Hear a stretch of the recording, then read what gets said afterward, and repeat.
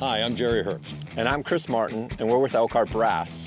And we're here to tell you about our recent trip to England, where we traveled with a group of international fire service instructors for a very unique training event. We're here to tell you a little bit about it.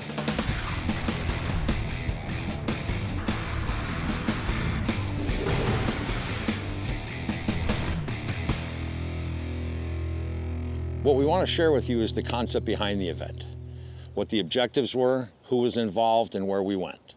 The trip was centered around the first ever high-rise operational tactics thought leadership event at the UK Fire Service College. It was a 2-day event with 1 day of lecture and 1 day of hands-on. Prior to that, we spent 2 days doing live burns with top instructors from all around the world. We wanted to get a full grasp of their approach to firefighting as well as pass along our approach to them. We had accumulated A-level players from the US, the UK, Italy, Ireland, Australia, all over the world. One of the key objectives for us as Americans was to have a deeper understanding of gas cooling, not what we've read about, but to actually do it so we had a better understanding of the tactic. The event was a chance for us to show our new European XD handline nozzle. Anytime we enter a market, it's important to understand the unique needs and requirements of that market. At the end of the day, we're here to make the products that you want, not the products that we think you want.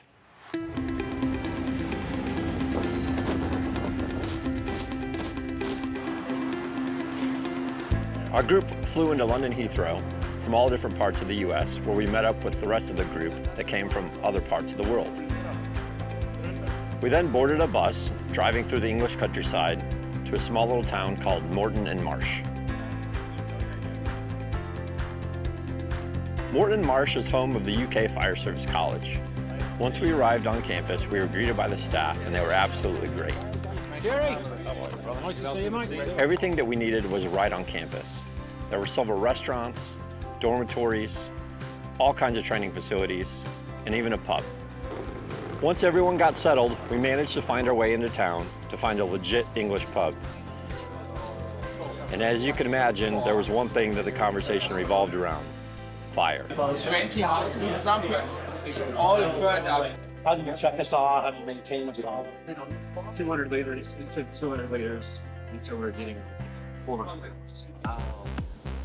There'll be some scrap cars down here that have been set fire to. Set fire to one here, one on the corner. The next day we took a tour of the facility. These have all been burned over the last week. The UK has a national fire service, so this is the type of facility where every firefighter in the UK goes for their initial training. So there's a train that's derailed. There's a full-on railway crossing. You can put cars underneath them. The site was a Royal Air Force base built during World War II, and in the 70s was converted into the Fire Service College. I was awestruck with the enormity of the facility and its capabilities. The grounds were extensive, and there's all manner of burn buildings, all Class A, that range from converted shipping containers up to large simulated commercial structures and high-rise buildings. So this one on your right, and then when you want to get out and have a look.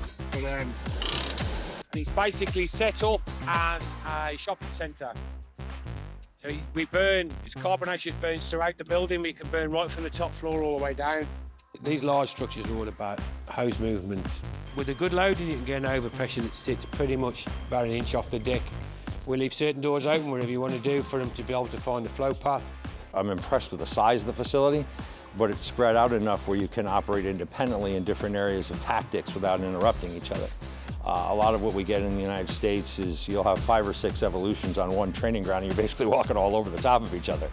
The facilities here are amazing. They really give a great space to contextualise the broad spectrum of structural firefighting. The building we were just in with the high ceilings and the pitched roof is an amazing way of contextualising observation of fire gases and how to deal with those fire gases inside that building. Some of the group got fitted with European-style turnout gear. Instead of coats and pants, they call it tunics and trousers. Tunic, that's a term I've never heard. Tunic, yeah. Zipper's on the left side. They drive on the wrong side of the road and they put the zipper on the wrong side of the road. It's a little lighter weight. I really like it. The coat is shorter than ours and it's a little tighter fitting, but it's very good. It's very maneuverable. I like it. It's like when I go on a motorcycle ride, but yeah. Oh yeah, you can do that. too tight. We also took some time to learn how to use their equipment. Probably the biggest difference for us was their SCBA.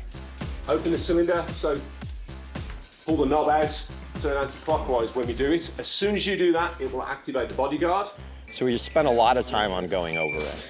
The form and familiarity was a little bit different than what we're used to. Since this is such a critical piece of equipment for live fire, it was important that we got it right. The way they manage their accountability tags is also a lot different than what we do in the US. They'll delegate somebody to handle accountability and air management. Essentially, a key will plug into the SCBA and they can plug into an accountability board that'll show consumption levels, status of the crews, and so on. Their apparatus, or what they call an appliance, are obviously a lot different than what we have in the US. They're a lot smaller in order to cope with older, narrow streets, but they're very capable, and they carry up to 6 firefighters. They don't have traditional hose beds like you'd find in the States, because most of the time their primary attack line is a high-pressure hose reel, 22 millimeters in diameter with a variable flow fog nozzle. They call their nozzles branches. Their typical fire flow is somewhere around 200 liters a minute, so around 45 gallons per minute. This flow rate might sound shocking to us, but they have a much different built environment and much different infrastructure than we do. Most everything is masonry construction. They simply don't have the large water mains or water supply to support higher flow rates. And the firefighting style is more of a compartment style fire than a structure fire. That theme surfaced again and again throughout our visit. The infrastructure drives the equipment choice and the tactics used. We did note that most appliances or pumpers, whatever you refer to them as, do carry about 2,000 liters of water, which equates to about 500 gallons. Keep this in mind as you continue to watch the video. After talking about how things are so different in Europe, we also want to point out the job is still the same. The mission is still saving lives, protecting property. They pride themselves on aggressive interior attack, just like we do. Once we were all kitted up and familiar with their equipment, as an instructor group, we spent the day discussing tactics and building props for the high-rise event. Strap it down to secure it. And then the idea there is to keep everything nice and tight. Anything's flopping around, anything that annoys you, it becomes a problem as you're hiking up, especially if you're going for a long trip up. It can just be that first piece of the domino that falls, because then you're paying more attention to that than anything else, and then it leads to problems. So if we can handle that all from the beginning and make it nice and tight, everything goes better. For the primarily high-rise focus, we talked about hose packs. It was very interesting to listen to the other instructors discuss the challenges they have where they fight fire. There was a huge increase in development of tall buildings in Dublin, and I was given the project lead, and the very first thing I started to study was the facilities within the buildings. And the first thing I noted was that the standpipe systems, or we call them dry risers, they were not capable of supporting fog, because fog needs, as you know, a certain pressure in the nozzle to generate the droplet size. The standpipe systems were not capable of doing that once we went over 10 floors. So we had a problem, and the problem wasn't solvable with fog nozzles. So we started to train with smoothbores. So as it turned out, it solved more than one answer for us, because when we moved to structural firefighting, or for high-rise firefighting, the smoothbore was the solution. So what we have now is we use fog for compartment firefighting and smoothbore for structural and high-rise firefighting. So the guys like both.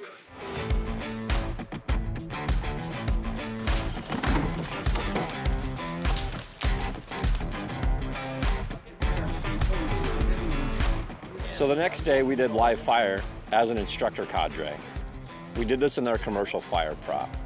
They would light a couple fires and we would go in as crews of 4, locate and extinguish the fire, and do searches along the way. Now, this scenario being a commercial fire, we were outside of the realm of the 22 millimeter hose reel we talked about earlier. We went with a more traditional lay flat hose, like 1 3/4 inch, something we would be accustomed to in the US. The British instantaneous coupling is fast and secure, but much bigger than we're accustomed to in the United States. Oh, it was brilliant. So we were conducting a live fire drill here at the facility. We made entry through the door up there. Communication was difficult. We had 4 people. We had someone from Ireland, we had someone from Italy, myself from America, and we had a firefighter from Australia. Went down a set of stairs replicating a basement fire, and then we had to find 2 seats of fire in the basement, and the basement was fully partitioned. We had a good plan. The hose charged properly. Managed to get to where we were going. Unfortunately, we missed the door. We missed the door and we went around the building. We had trouble locating the fire. Is it right on the corner or is there a door into that room? So it was a good drill in hose management and communication, bumping up, bumping down, managing the pinch points, we call them, on the corners. And then we had to retreat with the hose and try another way to get in and locate the fire, which we eventually did. The hose moved very well. There wasn't that much work involved in moving 1 3/4 inch hose. Whereas normally from this side of the pond, because we're so focused on booster lines, we would have made a big effort on that. That would have been a lot of hard work. So that part I thought went very well. We'd usually just have 2 inside.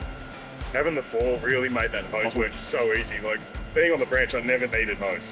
As a fire service in North America, I think that we do really well with deploying hose and managing the reactionary force from the nozzle.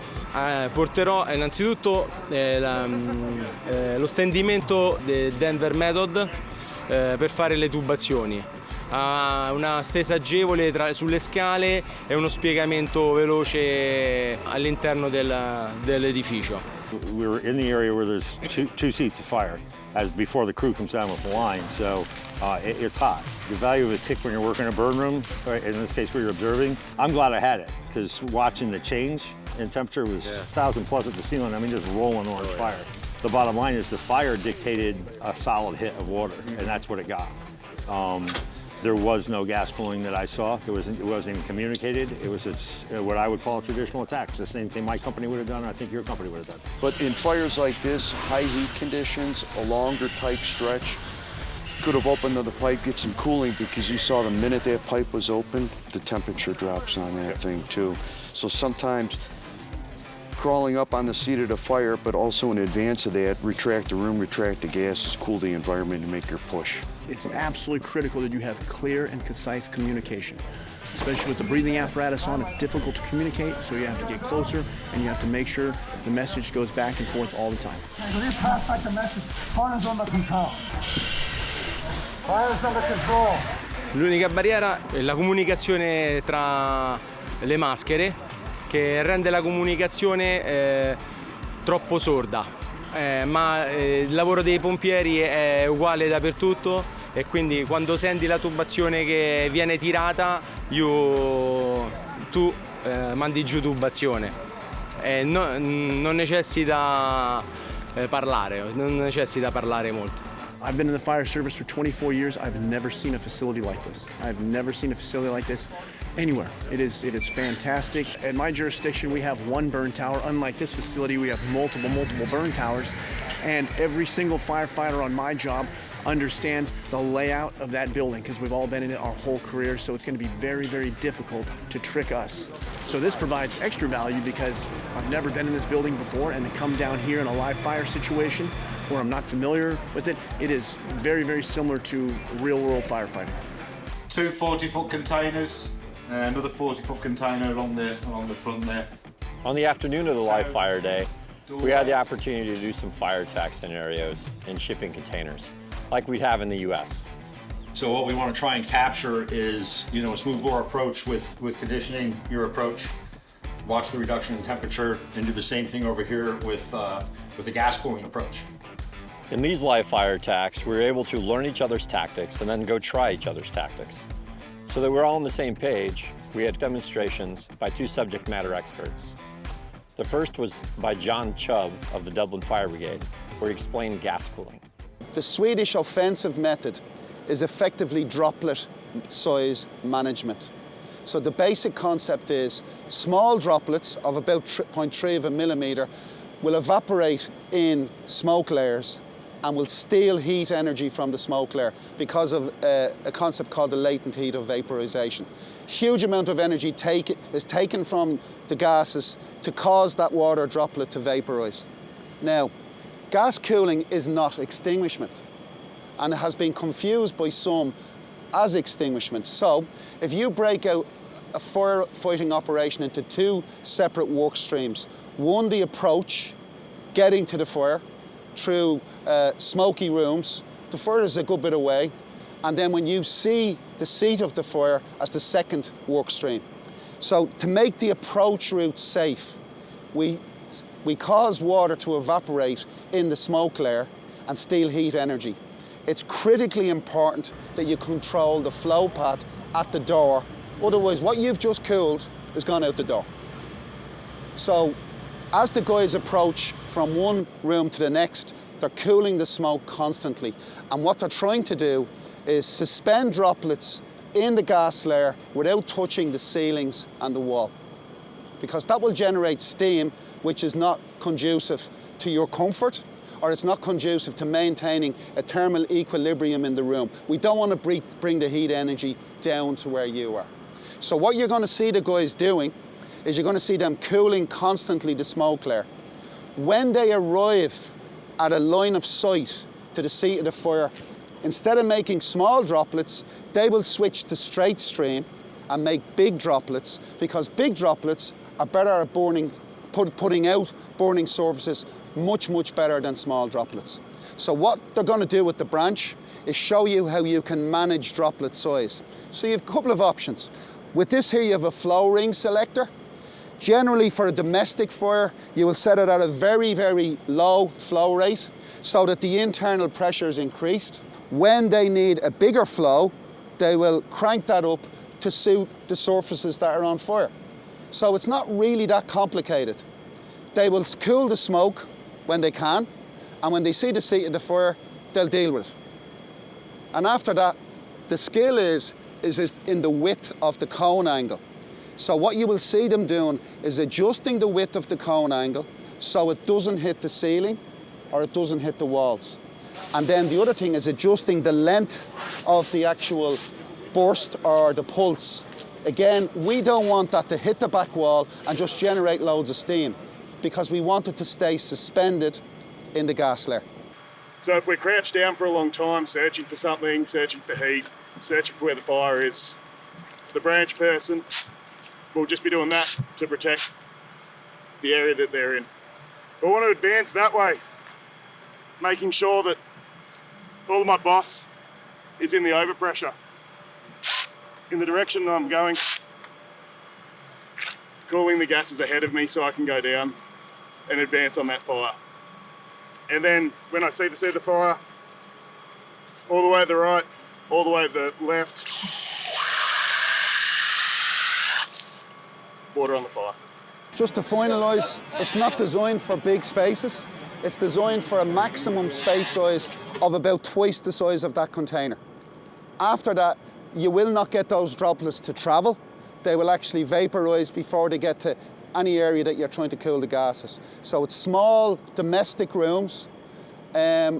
So we don't have a hang-up about smooth boards. We use both in Dublin. But what I will say is, for a domestic fire, right, in our built environment made from brick, there's no lightweight construction. There's very little timber frame compared to North America. We're pretty confident that the fire will stay in the room of origin, where you guys have much bigger challenges than we do. So this works for that environment, but there are trigger points. If the fire is no longer ventilation limited, and there's windows broken and there's doors wide open, and the fire is clearly fully involved and it's fuel limited, we're not going with this. We're not going with this technique.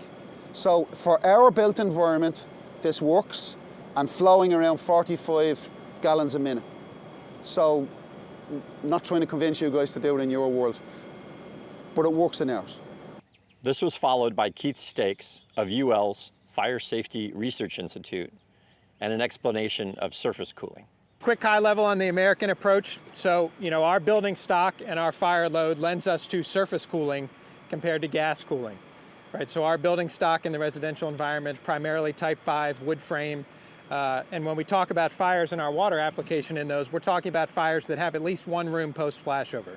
All right, so we're not talking about going down to the end of a hallway and there's a bed on fire in the room, right? I'm talking about at least one compartment on fire, probably vented to the exterior, at least if not to the interior. right? So the inside of our buildings, we don't have typically as much compartmentation as you guys do, right? So our spaces are typically open from one room to another. There's not always necessarily a door to be able to isolate on the way. So we isolate and control spaces with our water, right? And when we talk about surface cooling, we cool surfaces to cool gases, all right? So we want larger droplets. So the droplets go into the layer, they absorb heat, but they keep going, right? So then our droplets are gonna ride surfaces. They're gonna cool those, absorb more heat, and then come down the other side, right? We joke about the amount of water left, but that's why we're using large droplets, take the heat up, cool the surfaces, and then move on, right? So on our advance, we wanna try to keep the bail open as early and as often as we can. So when we're flowing water, right, we know that the nozzle and the water is gonna entrain air, right? And the more we move that stream, the more air we're gonna pull. But when we're on a straight or a solid stream, the air that we're bringing in with us is improving conditions behind the line, right? So if I'm going down the hallway and I'm flowing water in an O, right, the line is going back out the front door, I'm bringing fresh air in the front door, right? So behind the nozzle, I'm getting improvement in visibility, right? Oxygen concentrations are going back up. If you hear the term from the States, they're talking about put a line between the fire, you know, where the fire is and where the fire wants to go, or put a line between where the fire is and where the victims are, that's why, right? So putting a line there doesn't do anything unless the bail's open. When the bail's open and we're flowing water, we're improving conditions behind. If we're doing a pattern, you know, it doesn't need to be a hallway, it can be a wide open compartment. If we're doing a pattern and flowing and moving down the hallway or from room to room, we're bringing in fresh air, we're cooling all of those surfaces, we're keeping all the bad stuff out ahead of us, all right? If we have a vent out ahead of us, even better, because then we can bring more fresh air in behind, right? If there's no vent ahead, we can only bring in so much, right? We don't have to worry about how much air you're bringing in with you because the vent controls that. If you don't have a vent out ahead, you're only going to be able to bring in so much.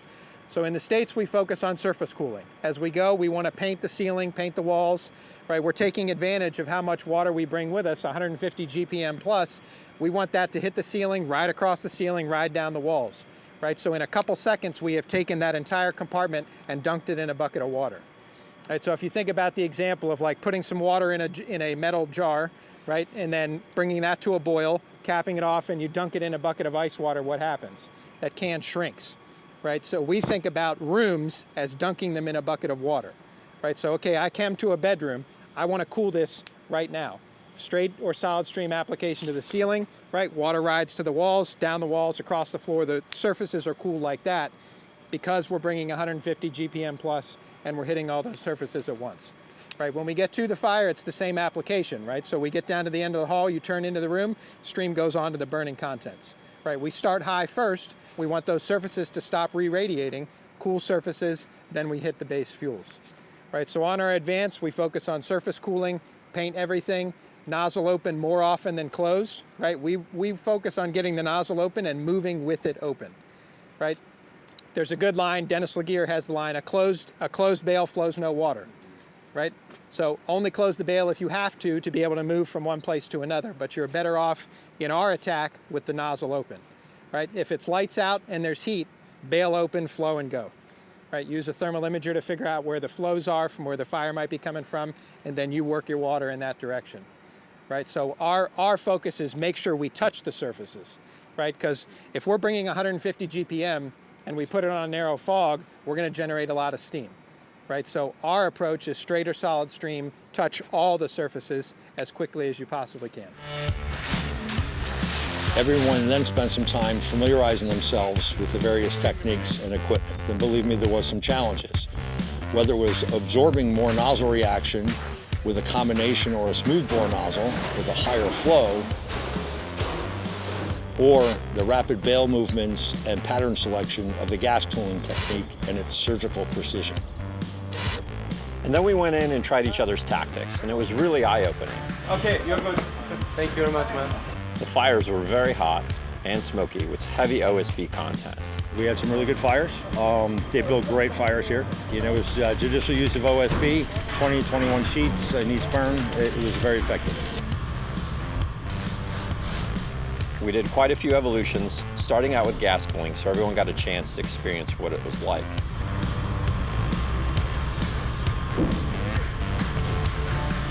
We were also able to have 3 or 4 additional firefighters in the burn room to act as observers. In compartmental firefighting. The surgicalness of the 3D gas cooling or European style method, how surgical it can be and how done effectively, it works really efficiently, puts the fire out quickly.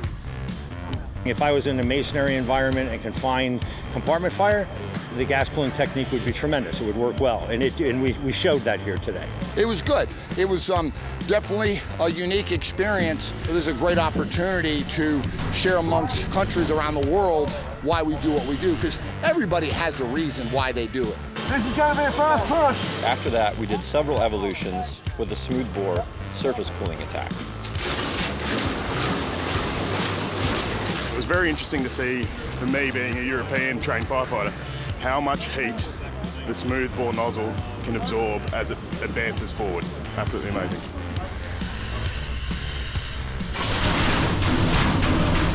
It was impressive. There was a lot of steam generated, but the steam was generally pretty cold compared to that pinching heat sometimes you get when you gas cool. I didn't feel hot, I felt wet. The firefighters from North America really got a lot out of gas cooling.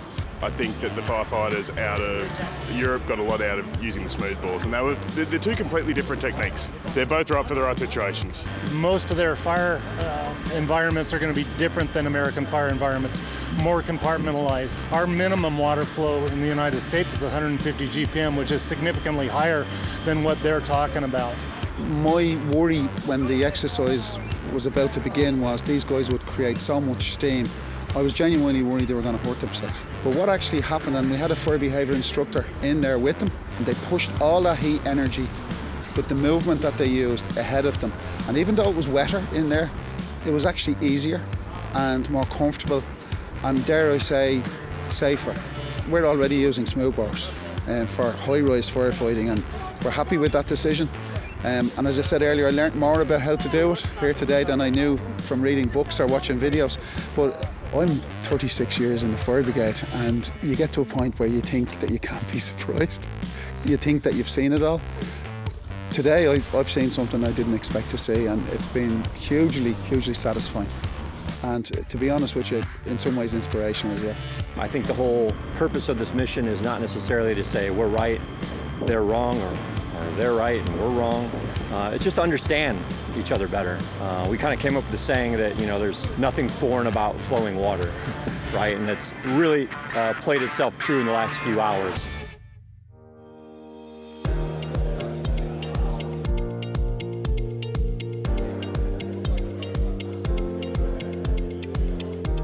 The activities so far better prepared us for what we considered the public portion of the event. It was a 2-day event, with day 1 being an open lecture series with various presenters, part of whom were people we had worked with in the hands-on in the previous days, and then a hands-on demonstration where the attendees were able to rotate through various hands-on stations. I myself was blessed to be a presenter.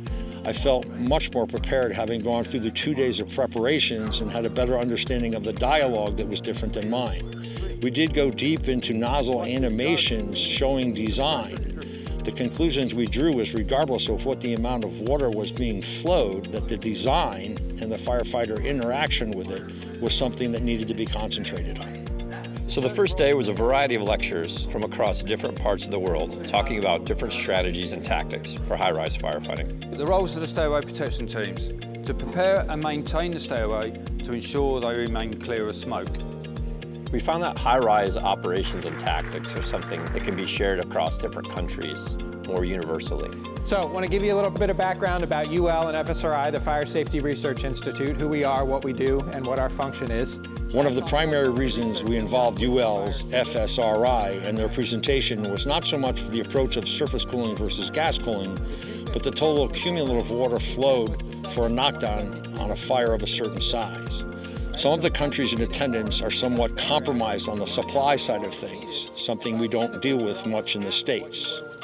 Some great conclusions that were drawn by attendees that I talked to was the total volume of water per knockdown of a fire of a particular size, as opposed to the obsession of how many gallons per minute is actually being flowed.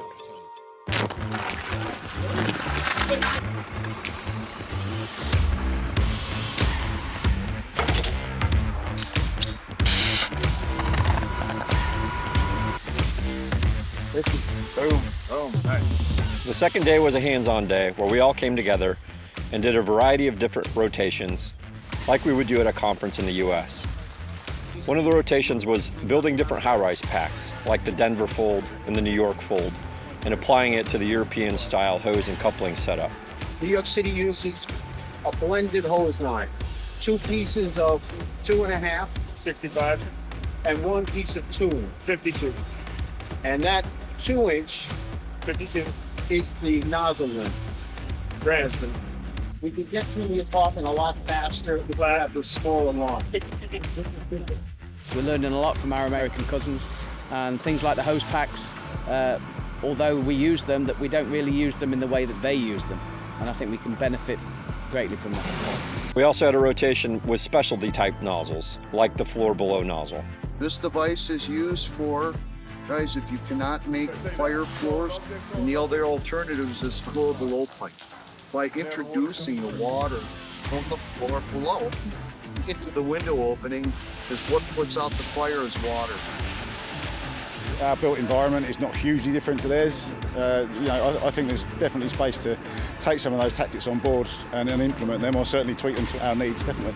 One rotation was master streams, where we did exterior streams with the RAM portable ground monitor. We had a station where we did different handling techniques, harnessing nozzle reaction. I squeeze it, lock my elbow in, and I want my arm to fully extend. Trying different techniques with and without pistol grips. Of course, for small countries like Luxembourg, to see what the other countries are doing, and we can learn from them. And then we can maybe use their tactics and their opinions in our country. The smoothbore techniques are really interesting. It's something we moved away from probably 20, 30 years ago. We will now probably be coming back to implementing that into our attack techniques. And finally, we had a UL FSRI style water mapping prop. In this prop, students are able to see how the water coats the walls and the ceiling and does different things inside the building. We're coming with at least 150 gallons per minute, right? So even though that might be a brick wall and that's really hot and it is going to generate steam, right? That hot brick wall is only going to be hot for 1 or 2 seconds with 150 gallons. If everything for us is wet, it's less of a problem. You know, and the way we like to talk about it and teach it is you can always dry it out, but you can't unburn it. Scientifically, the numbers, the facts, it does have a purpose. The only thing is that the insurance companies will have us. We can't go overhaul with the water. We need to gas cool compartments prior to entering. You can watch a video and you can say, that's great, but it's not for us. But when you listen to people as to the rationale as to why, and you fully understand why they use those techniques, that's the interesting bit, and that's the bit that we're learning from at this event.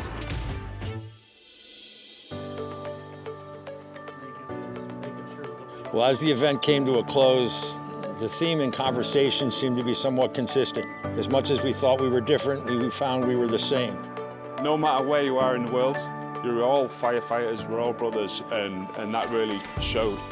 We have a very diverse group, yet there's a common thread that runs through it all, and that's the ability for these special people that are called firefighters to do what they can for their community and work hard to improve themselves. Everybody has the same passion for the fire service, but everybody's coming from a little different background. So it's very interesting to have those same conversations we'd have back home around the kitchen table, but here with folks from various cultures. The Americans use an expression and it's called the brotherhood. There's something definitely individual about the firefighting fraternity that brings out a different connection. You don't get it with any other profession, I don't think. With the firefighting profession, we are all brothers and sisters. When we're dealing with the UK, or the UK dealing with us, we say on the other side of the pond, as if it was water that separated us. Water is actually what connects us as firefighters. There's nothing foreign about flowing water.